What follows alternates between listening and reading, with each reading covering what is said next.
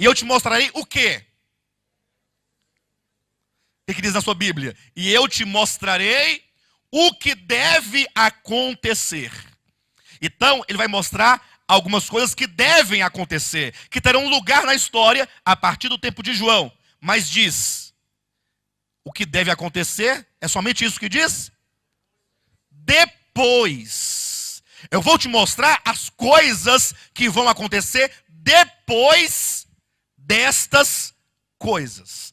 Ou seja, aquilo que será revelado a partir do capítulo 4 em diante, só terá lugar na história, só terá o seu cumprimento depois que passar estas coisas. E é por isso que nós vamos precisar de ler o texto de Apocalipse capítulo 1, versículo 19, para entender essa divisão hermenêutica que se faz do tempo aqui no livro do Apocalipse. Diz assim, que é o próprio Jesus falando para João, ali na primeira visão.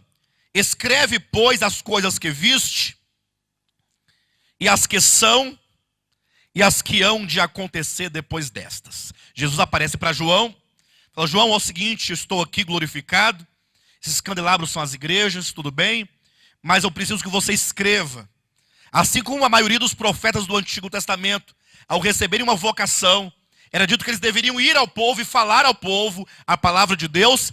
Aqui é dito, João, você vai escrever um livro.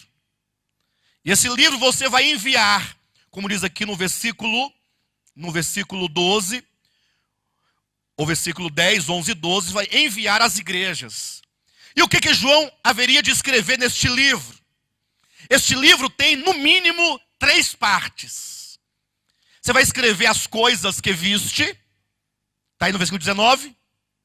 Você vai escrever as coisas que são, está no versículo 19. E as coisas que devem acontecer depois destas. Então nós temos as coisas que viste, passado. As coisas que são, presente. E as coisas que hão de acontecer depois do presente, futuro.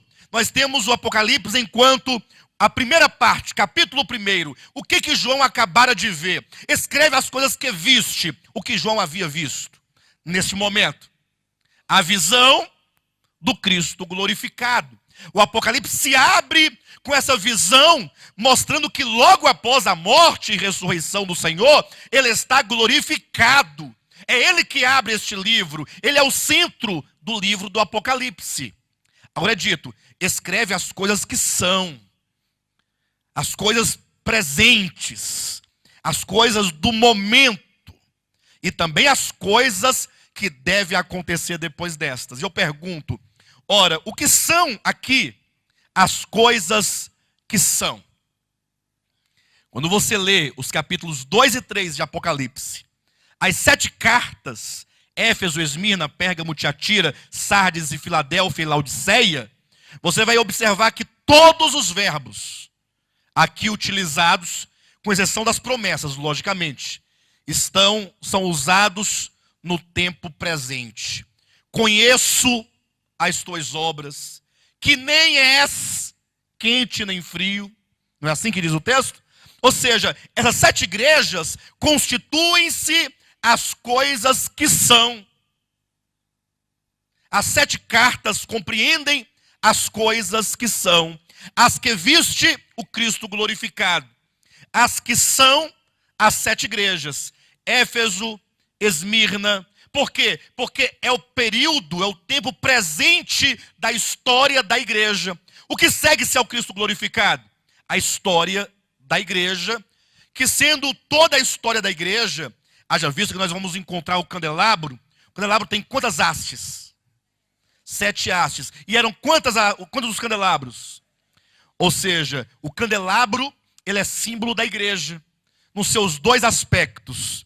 Enquanto 7 candelabros, nós temos aqui a igreja nos seus momentos, no seu tempo. Éfeso, a igreja do 1º século. E você pode ler e observar que aquilo que se diz a respeito de Éfeso está de acordo com a história da igreja do 1º século. Esmirna, a igreja sofredora do 2º século. Pérgamo, a igreja do 3º, 4º e quinto século, quando se casa com o mundo, até porque a palavra casamento está aí inserida na palavra pérgamo, né? Esse gamo aí é casamento no grego. Então há o casamento da igreja com Roma, com o mundo, com a política, que aí se torna Tiatira, a grande árvore, aí se torna a grande instituição romana, a igreja decaída, apóstata, Sardes, a igreja da Reforma, século XVI, depois Filadélfia, século XVIII, e então Laodiceia, a última igreja, que é século XIX, XX e XXI. Cada candelabro representando a igreja naquele tempo. É por isso que cada um desses candelabros tem sete hastes. Ou seja, cada igreja no seu tempo tem todas elas em si. É a unidade e a diversidade da igreja. A igreja no tempo, mas as muitas igrejas ao longo dos tempos, ao longo das eras. Isto é as coisas que são. De maneira, queridos, que quem vivia no tempo da igreja primitiva, dos apóstolos, vivia no tempo das coisas que são, Éfeso. Entendem isso? Quem viveu no segundo século da igreja sofredora, viveu no tempo das coisas que são, igreja em Esmirna. Quem viveu no tempo de Pérgamo, terceiro, quarto e quinto século, viveu no tempo das coisas que são, é o tempo presente da igreja, e portanto, eles viveram aqui nesse período, e assim sucessivamente. E hoje, nós estamos nas coisas que viste, nós estamos nas coisas que são, ou nas coisas que devem acontecer depois destas?